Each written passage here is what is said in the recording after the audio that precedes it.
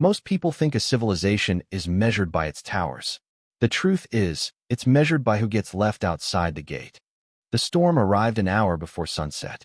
Red dust rolled across the colony plains in waves that looked almost alive, swallowing roads, cargo markers, and distant lights one by one. The warning sirens echoed through the settlement, low and mechanical, vibrating through steel walls and reinforced windows. Out beyond the security perimeter, visibility had dropped to less than 50 feet. Nobody wanted to be outside. Nobody except the maintenance crews finishing the last shift of the day. Ethan Cole wiped a streak of grease from his hands and shut down the diagnostic terminal beside Bay 12. The repair hangar hummed around him. Cooling fans spun overhead. Hydraulic lifts clicked into their resting positions. Somewhere deeper inside the facility, a cargo hauler restarted with a tired growl. It had been another 12-hour shift. Nothing unusual, nothing memorable. Just machines breaking down and Ethan putting them back together. That was life on New Horizon Colony. Things failed. People fixed them. The colony survived one more day. He grabbed his weather jacket from a locker and stepped outside. Cold wind immediately pushed against him. Fine grains of red dust scraped across the pavement like sandpaper.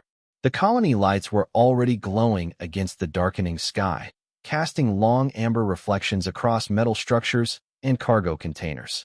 Ethan lowered his head and started walking toward the residential district nearly half a mile away. He noticed the crowd before he noticed the reason. A cluster of colonists stood near the main gate. Not close enough to help, just close enough to watch. Some pointed. Others shook their heads. Most simply moved on. Ethan frowned. Curiosity usually meant trouble. Trouble usually meant paperwork. He almost kept walking. Then he saw her. A lone figure sat against the outer barrier wall just beyond the checkpoint scanners. Thin shoulders. Pale silver-blue skin beneath a torn travel cloak. Long dark hair covered part of her face as the wind tugged at loose strands. She looked young. Too young to be sitting. Alone outside the colony during a storm warning. An officer stood nearby with folded arms. Another was already returning toward the gate. Neither seemed interested in staying. Ethan approached slowly. What happened? The older officer shrugged. Transit dispute. Meaning she doesn't have clearance. Ethan glanced at the girl. She wasn't arguing. Wasn't begging. Wasn't even looking at anyone. She simply stared at the ground as dust collected around her boots. She have somewhere to go? Ethan asked. Not our problem. The answer came too quickly. Too easily. The officer tapped the side of his scanner. No local sponsor. No residency authorization. No valid employment contract. Regulations are regulations. Ethan looked back toward the approaching storm. The horizon had nearly disappeared. Another hour, and nobody would survive comfortably outside without shelter. The girl finally lifted her eyes. They were an unusual amber color, reflective like polished stone. Exhaustion sat behind them. So did something else. Not fear exactly. The deeper feeling that comes after fear has already done its worst. Ethan recognized it because he had seen it before. Years ago. Another planet. Another bad day. The crowd was already dispersing. People had seen enough. A problem had appeared. Therefore it belonged to someone else. The colony lights flickered as emergency systems prepared for the incoming weather front. Wind rattled the security fence. Ethan exhaled slowly. Then he looked directly at the girl. You eaten today? She hesitated before giving the smallest shake of her head. Ethan nodded once. Come on. The officer raised an eyebrow. You serious? Ethan adjusted his jacket against the cold. Yeah. You don't even know who she is. Ethan glanced toward the storm swallowing the desert beyond the walls. I know she shouldn't be out here. Then he opened the access gate and held the door. The walk across the colony felt longer than usual. Wind pushed red dust through every gap between buildings, rattling loose signs and humming against metal siding. Ethan kept a steady pace while the young alien followed several steps behind. She moved carefully, as if every motion required thought. More than once he glanced back to make sure she was still there. She never spoke. She simply continued forward with her head lowered against the storm. The residential district sat on the edge of the industrial zone, where workers rented small prefabricated homes assembled from standardized colony modules. Nothing about Ethan's place was impressive. A narrow front porch. 2 rooms. A maintenance shed attached to the side. Just enough space for one person and a lifetime of tools. The porch light automatically switched on as they approached. Warm yellow light spilled across the weathered decking. Ethan unlocked the door and stepped inside first. The familiar smell greeted him immediately. Machine oil, fresh coffee grounds, clean metal. Home. He turned on the overhead lights. Soft white illumination filled the small living room. Shelves lined one wall, crowded with spare components, repair manuals, and old photographs from Earth. A small heater hummed quietly in the corner. Behind him, the alien hesitated at the threshold. Her amber eyes moved across the room with visible caution. Not suspicion, uncertainty, as though she had forgotten what it felt like to enter a place where she had been invited. Ethan set his jacket aside. You can come in. The storm is only getting worse. For several seconds, she remained still. Then she stepped across the doorway. The automatic lock engaged behind her with a soft click. The sound seemed to make her relax slightly. Not much, just enough for Ethan to notice. He walked into the kitchenette and opened a cabinet. I am not much of a cook, he said, but I can manage soup. Her gaze followed him, still silent. Ethan filled a small pot with water and activated the induction burner. The familiar blue indicator lights glowed across the counter. Steam soon began rising into the air. The simple routine calmed him. Measuring ingredients. Stirring. Waiting. Machines always made sense. Food usually did too. People were harder. A few minutes later, he placed a bowl on the table. The aroma of vegetables and broth filled the room. It is not fancy, he said, but it is warm. The alien stared at the bowl, then at him. Finally, she sat down. Her movements were careful and deliberate. She wrapped both hands around the warm ceramic as if absorbing the heat itself. Ethan noticed faint scratches on her travel cloak. Dust covered the fabric. The edges looked worn from long use. Whatever journey had brought her here had not been comfortable. She took a cautious sip, then another. Some of the tension left her shoulders. The change was almost invisible, but it was there. Ethan pretended not to notice. People deserved dignity. Even strangers. Especially strangers. Minutes passed in comfortable silence. Outside, wind struck the house in powerful gusts. The storm had fully arrived now. Dust tapped against the windows like distant rain. Inside, only the heater and the quiet clink of a spoon disturbed the stillness. Eventually, the alien lowered the bowl. Thank you, she said. Her voice was soft, carrying an unfamiliar musical cadence. It was the first time Ethan had heard her speak. You are welcome, he replied. She studied him for a moment. Why did you help me? Ethan leaned back in his chair and looked toward the storm-dark window. The answer seemed obvious. Because somebody should have. For the first time since he met her, something changed in her expression. Not surprise. Not disbelief. Something deeper. As though she had spent a very long time forgetting that such an answer could exist. The storm continued through most of the night.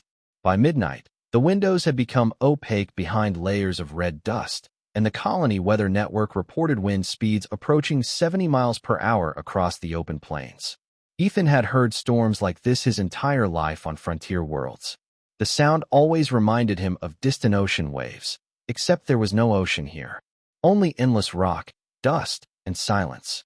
He gave the spare bedroom to his guest. The room was small.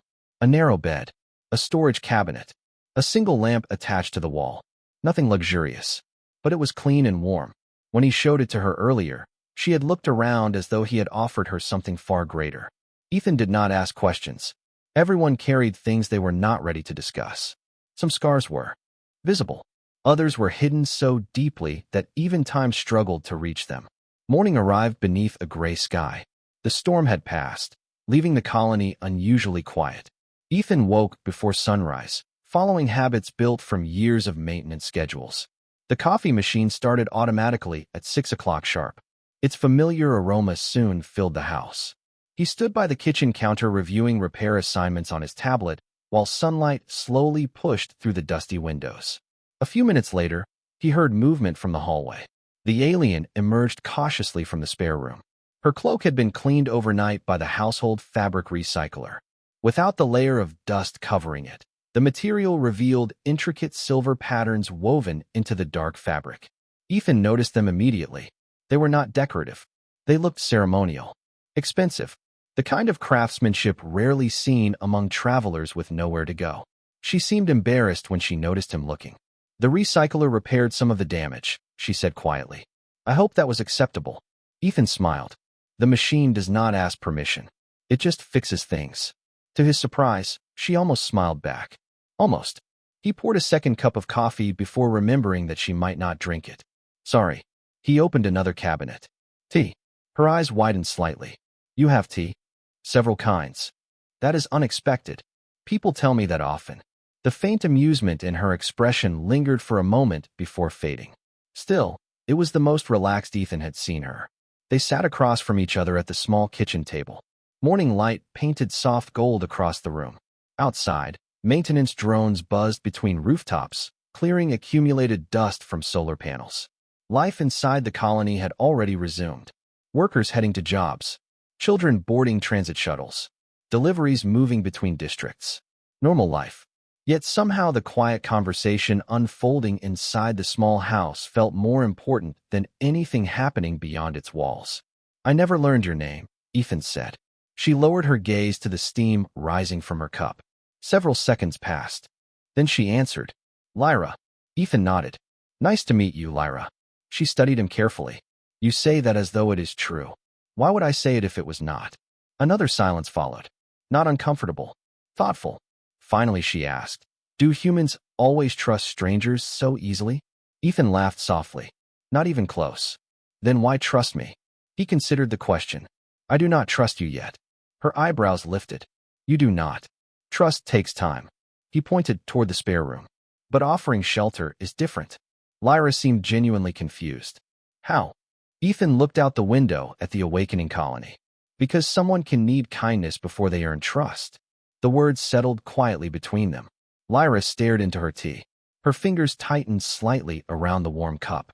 For a brief moment, Ethan noticed moisture gathering at the corner of one amber eye before she looked away. Whatever had happened before she arrived at the colony gates, whatever road had led her here, it was becoming increasingly clear that nobody had treated her with simple kindness for a very long time. By the end of the week, an unexpected routine had settled over the small house. Ethan left for work before sunrise. Lyra remained behind. In the evening, he returned home to find the kitchen organized, the floor spotless, and every tool he had absent-mindedly left on tables carefully arranged according to size and function. The first time he noticed it, he assumed she was simply trying to be helpful. By the fourth day, he realized something else. She possessed an extraordinary attention to detail. Nothing escaped her notice. Not a loose hinge. Not a malfunctioning light panel. Not even the faint vibration coming from the aging water purifier beneath the sink. One evening, Ethan arrived home carrying a replacement filter only to discover the purifier already disassembled on the counter. He froze in the doorway. Components were arranged in perfect rows across a clean cloth. The damaged valve sat beside a hand-drawn diagram. Lyra looked up from her work. I hope you do not mind, she said. The pressure regulator was failing. Ethan blinked. How did you know that? She pointed toward the exposed assembly. The vibration frequency changed by approximately 3%. Ethan stared at her for several seconds. Then he laughed. Most people cannot hear that. It was obvious. No, he said, smiling. It really was not. For the first time, Lyra laughed as well. The sound surprised both of them. It was brief and quiet, yet it transformed her entire face. The constant caution disappeared for a moment. The sadness retreated. She looked younger, lighter somehow, as though she had momentarily forgotten to carry whatever burden followed her everywhere. The following Saturday, Ethan invited her to accompany him to the maintenance district. He needed to inspect several transport loaders before the next cargo convoy arrived. The industrial sector occupied nearly 40 acres near the southern edge of the colony.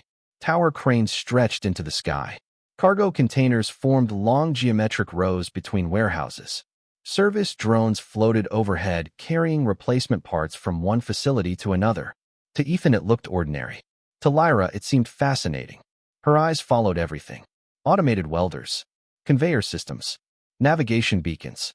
She studied the colony with the curiosity of someone examining a completely different civilization. Your people build everything themselves, she observed. Most of it. Ethan tightened a diagnostic sensor onto a transport engine. That seems inefficient. Probably. Then why continue? Ethan shrugged.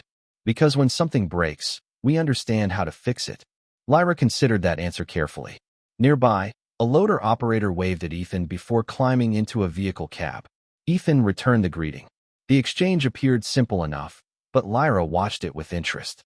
"You know many people here," she said. "Enough. And they trust you." Ethan looked up from the engine compartment. "I hope so." She glanced across the busy maintenance yard. "Where I come from, trust is usually connected to status." "That sounds exhausting." "It is." The answer escaped her before she seemed ready to give it. For a moment silence settled between them.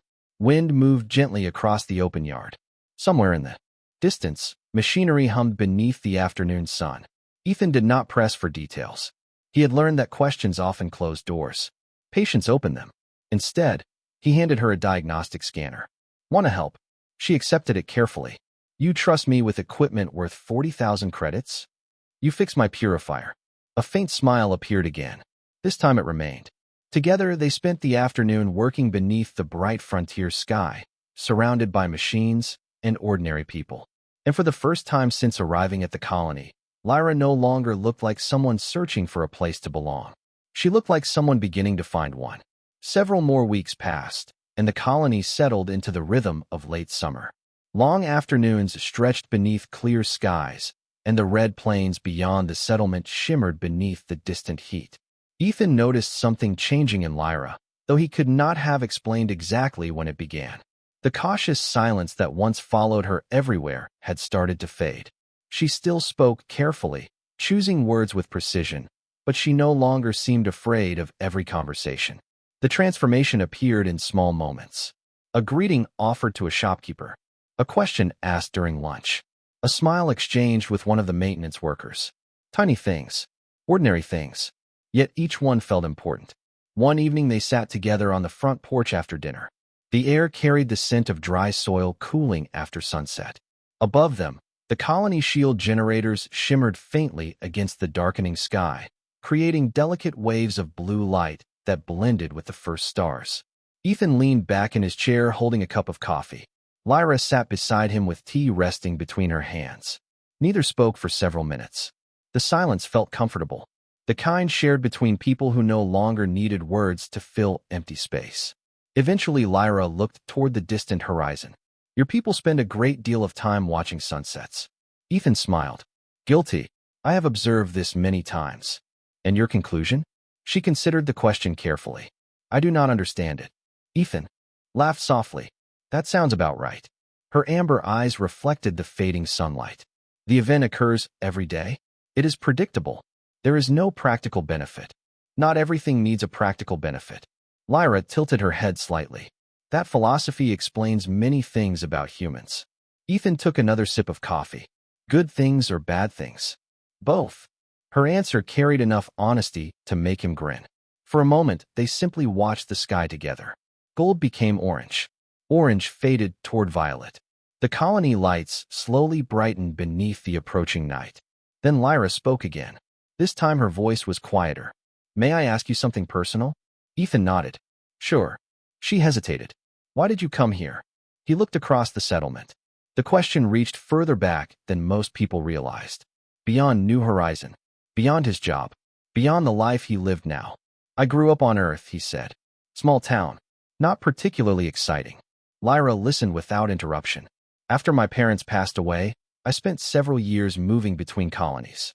Different jobs. Different worlds. Searching for something?" He thought about it. Maybe. Or maybe I was trying to stop searching. A faint breeze moved across the porch. "Did you find what you were looking for?" she asked. Ethan stared toward the distant maintenance district where rows of lights glowed against the darkness. "Not really." Then he smiled. "But I found enough." Lyra remained silent for several seconds. The answer seemed to affect her more than he expected. Finally, she lowered her gaze toward her tea. "Where I come from," she said slowly. "People spend their entire lives pursuing more. More status. More influence. More recognition." Her fingers tightened around the cup. "Nobody ever believes they have enough." Ethan studied her expression. The sadness had returned. Not as strongly as before, but present nonetheless. "And what about you?" he asked gently. Lyra stared into the darkness beyond the porch railing. "I believed that once."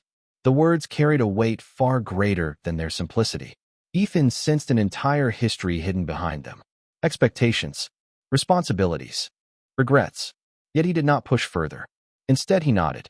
Sometimes understanding began not with answers, but with permission to remain silent. Above them, stars emerged one by one across the vast frontier sky. Lyra watched them quietly, and for the first time since arriving at the colony, she began speaking about her past. The stars above New Horizons seemed brighter that night. Perhaps they always had been. Perhaps Ethan was only paying more attention. The porch light cast a warm circle across the wooden decking, while distant colony lights shimmered against the desert horizon. Somewhere far away, a cargo shuttle crossed the upper atmosphere, leaving a faint silver trail that slowly dissolved into darkness. Lyra followed its path until it disappeared. Then she looked down at her untouched tea. For several moments, neither of them spoke. The quiet carried no discomfort, only patience. Eventually, she drew a slow breath. My people do not choose their future. Ethan turned slightly toward her. Nobody chooses everything. No, she said softly. You do not understand. There was no accusation in her voice, only certainty. She folded her hands together and stared into the darkness beyond the porch railing. From the moment we are born, our path is assigned. Education, responsibilities, alliances, expectations. Every decision is connected to a larger purpose. Ethan listened without interruption. And if someone wants a different path? A faint smile appeared, though it carried little happiness. That question itself would be considered irresponsible. The answer lingered between them. Wind moved gently through the settlement. Somewhere nearby, a maintenance drone completed its route and returned to a charging station. Ordinary sounds. Ordinary life. Yet Ethan sensed he was hearing something deeply personal. Something Lyra had never shared before. You mentioned status before, he said carefully. Was that part of it? Her expression became distant. Everything was part of it. She paused. Every friendship, every conversation, every public appearance, every achievement. Ethan frowned slightly. That sounds exhausting. This time her smile held genuine amusement. You say that often, because it keeps sounding true. For a brief moment she laughed again. Then silence returned. Where I come from, she continued. People spend years learning how to present the correct image, the correct words, the correct emotions. Her gaze drifted toward the stars. Eventually, some forget who they actually are. Ethan considered that. And did you? The question was gentle, not demanding. Lyra looked at him for several seconds before answering. I think I was beginning to. The admission seemed difficult. Yet once spoken, it appeared to bring a measure of relief, as though carrying the truth had become heavier than sharing it. Ethan leaned back in his chair. You know something? What? Most people are confused about who they are at least once. She blinked. Even humans? Especially humans. That earned another small smile. The first stars reflected in her amber eyes. You always make complicated things sound simple. Ethan shrugged. Maybe complicated things are simple. I highly doubt that. Fair point. Their laughter faded into comfortable silence. Then Lyra asked a question she had apparently been considering for days. When you first saw me outside the gate, were you not afraid? Ethan thought back to that storm-filled evening. The dust, the crowd, the lonely figure sitting beside the colony wall. No, he said honestly. Why not? Because you looked tired. Lyra stared at him. Tired. Not dangerous. Not threatening. Just tired. Her eyes lowered toward the porch floor. Ethan could almost see the memory returning. The loneliness. The uncertainty. The feeling of having nowhere left to go. That may have been the first time anyone looked at me and saw only that, she whispered. Neither of them spoke after that. Above them, thousands of distant stars filled the sky. And somewhere deep inside, a door Lyra had spent years keeping closed finally began to open. The message arrived 3 days later. Ethan almost ignored it. His tablet chimed while he was replacing a damaged sensor array inside Transport Bay 4. Notifications appeared constantly in the maintenance division. Most involved supply requests, inspection schedules, or equipment reports. This one was different. The sender identification was unfamiliar. The transmission carried diplomatic clearance codes. Ethan frowned and opened it. The screen displayed only a single sentence. Contact with individual designated Lyra is requested immediately. Further instructions to follow. He stared at the message for several seconds. Then it vanished. Automatically deleted. No signature. No explanation. Nothing. By the time his shift ended, the uneasiness remained. The colony usually felt predictable. Problems had causes. Machines had manuals. Procedures existed for nearly everything. This message belonged to none of those categories. Outside, the evening sky glowed orange above the distant mesas. Ethan walked home beneath long shadows stretching across the streets. Children chased one another between housing blocks. Vendors closed market stalls. The scent of grilled vegetables drifted through the cooling air. Everything appeared normal. Yet the strange message lingered in the back of his mind. When he reached the house, he immediately noticed something unusual. Lyra was sitting on the front porch, waiting. She rarely waited outside. Usually, she spent evenings reading, repairing equipment, or helping neighbors with technical problems that somehow always found their way to her. Tonight, she sat motionless beneath the porch light. Her expression told him everything before a single word was spoken. She knew. Ethan climbed the steps slowly. "You received a message too?" She nodded once. Silence settled between them. The distant hum of colony traffic drifted through the evening air. Finally, Ethan sat beside her. "Want to talk about it?" For a long moment, she stared toward the horizon. Then she spoke. "I always knew this day would come." Ethan waited. The question was only when. Her voice remained calm, but something underneath it had changed. The uncertainty that once defined her was gone. In its place stood resignation, the kind carried by someone who had spent years preparing for an unavoidable moment. "Lyra." She turned toward him. Amber eyes reflected the porch light. "There are things I never told you." Ethan smiled faintly. "I figured, too." His surprise, she smiled back. "Only briefly. You never asked. You never seemed ready." Another silence followed. The sky darkened overhead. One by one, stars appeared beyond the colony's shield. Finally, Lyra drew a slow breath. "The reason I arrived here without identification was not because I lacked authorization." Ethan remained quiet. "I removed it myself." His expression changed slightly. Not shock. Curiosity. She continued. "I wanted to disappear." The words seemed to weigh heavily in the air. "From what?" he asked gently. Lyra looked upward toward the stars. "From expectations that were never mine." Her hands tightened together. "From decisions made before I was born." Ethan suddenly remembered the ceremonial patterns woven into her cloak, the careful way she spoke, the education hidden beneath every conversation, pieces that never quite fit together. Until now. "Who are you, Lyra?" he asked softly. She closed her eyes for a moment. When they opened again, the hesitation was gone. Only truth remained. "Someone important enough that people have spent months searching for me." The evening wind moved across the porch. Neither spoke. Somewhere far above the colony, a faint point of light appeared against the stars. Not a star. A vessel descending from orbit. And for the first time since the night he opened his door, Ethan realized that the young woman sitting beside him might have changed his life long before either of them understood why. The vessel landed just after sunrise. News traveled quickly across frontier colonies. By the time Ethan reached the maintenance district the following morning, everyone was talking about it. Workers gathered near break stations. Cargo operators exchanged theories over coffee. Security personnel suddenly appeared far more attentive than usual. Nobody knew exactly who had arrived. Everyone knew it mattered. The ship itself rested on a secured landing platform near the administrative sector. Sleek silver hull. No visible commercial markings. No freight containers. No passenger registration available through public channels. The kind of vessel ordinary people rarely encountered. Ethan spent most of the morning attempting to focus on work. He failed completely. Every diagnostic report seemed less important than the conversation waiting at home. By late afternoon, he finally returned. As soon as he stepped through the front door, he found Lyra standing beside the living room window.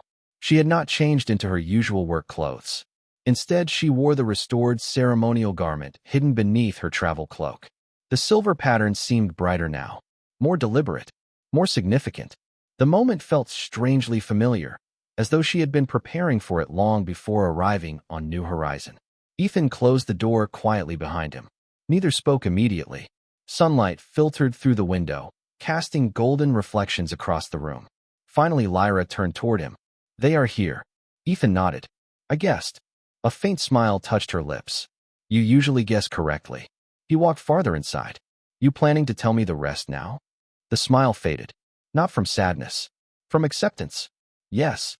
She looked around the small house. The shelves, the tools, the kitchen table where they had shared dozens of conversations.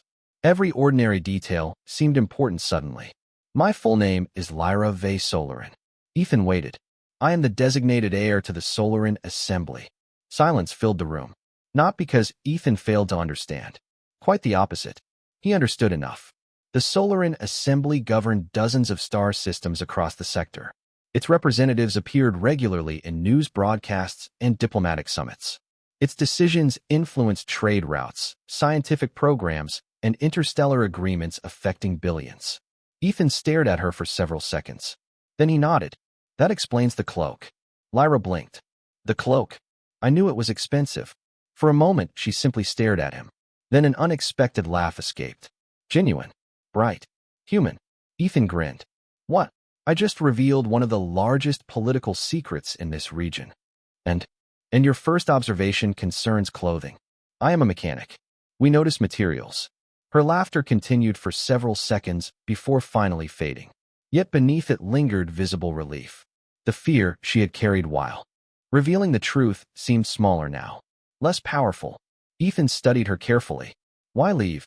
The question carried no judgment. Only curiosity. Lyra looked toward the window again.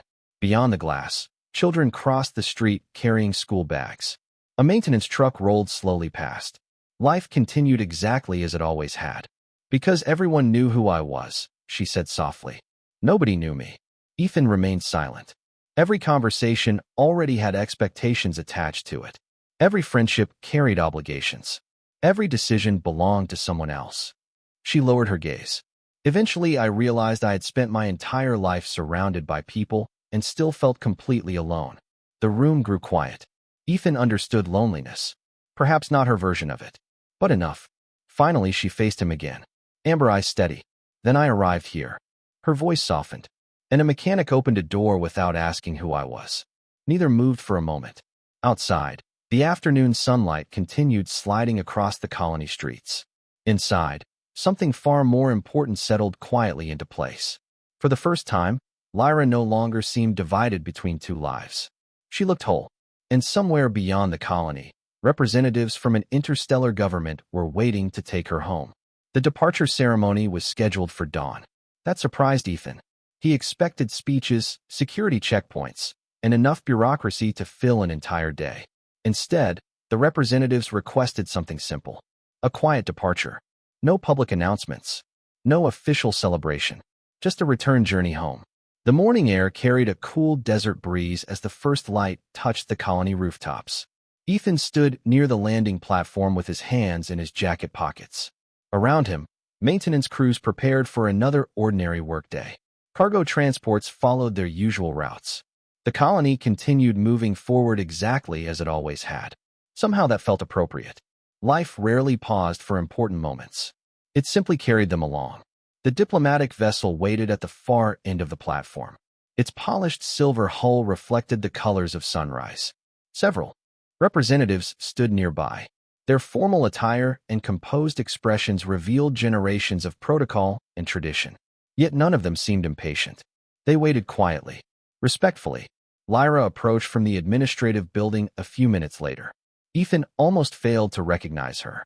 The ceremonial attire was magnificent, woven with silver and deep blue threads that shimmered beneath the growing sunlight. The confidence in her posture had returned as well. The uncertainty he had first seen outside the colony gates was gone. Yet something remained unchanged. The warmth in her eyes, the kindness in her smile, the person she had become during her time here. She stopped beside him. Neither spoke immediately. Some conversations no longer required words. Eventually, Ethan nodded toward the ship. Looks expensive. Lyra laughed softly. You are remarkably consistent. Professional habit. They stood together watching the sunrise spread across the horizon. Gold light rolled across the plains beyond the colony walls. The same walls where everything had started months earlier. Lyra followed his gaze. I keep thinking about that night. Ethan smiled. The storm. The door. Her voice grew quieter. I had spent my entire life surrounded by people who knew my title. She looked toward him. You were the first person who cared whether I had eaten. Ethan glanced away, suddenly uncomfortable with praise. Anybody should have done that. But they did not. The words carried no bitterness, only truth. Silence settled between them once more. Then one of the representatives approached. An older woman with silver markings woven into formal robes. She stopped several feet away. Respectful, patient. "We are ready when you are," she said. Lyra nodded. The representative started to leave, then paused. Her attention shifted toward Ethan. "You are Ethan Cole?" Ethan blinked. "Yes." The woman inclined her head. "The assembly wishes to express its gratitude." Ethan shrugged. "I gave someone a place to stay." "You reminded someone who she was." Before Ethan could respond, the representative stepped away. Lyra watched her go. Then she reached into a small travel case and removed an object wrapped in dark cloth. Carefully, she handed it to him. Ethan unfolded the fabric. Inside rested a small metallic emblem crafted from silver blue alloy. The design resembled a rising star surrounded by open hands. Intricate. Beautiful. "What is it?" he asked. "A symbol of service." Ethan frowned. "I did not serve anyone." Lyra smiled gently. "That is exactly why it matters." Emotion threatened to close her voice for a moment. She drew a steady breath. "You treated me like a person before you knew I was important." Ethan looked down at the emblem, then back at her. Neither seemed capable of finding adequate words. Fortunately, none were necessary. Finally, Lyra stepped backward toward the waiting vessel. The distance between them slowly widened. The boarding ramp extended beneath the morning light. Before turning away, she stopped one last time. "Thank you, Ethan." He smiled. "Take care of yourself, Lyra." She nodded. Then she boarded the ship. Minutes later, the vessel rose silently into the brightening sky. Ethan remained standing on the platform long after it disappeared among the stars. The colony resumed its ordinary rhythm around him. Machines hummed. Workers laughed. Life continued. Yet whenever he looked toward the heavens afterward, he remembered a simple truth. In a galaxy obsessed with status, power, and titles, the thing that changed everything had been neither wealth nor authority. It had been a door opened at the right moment by someone who expected nothing in return.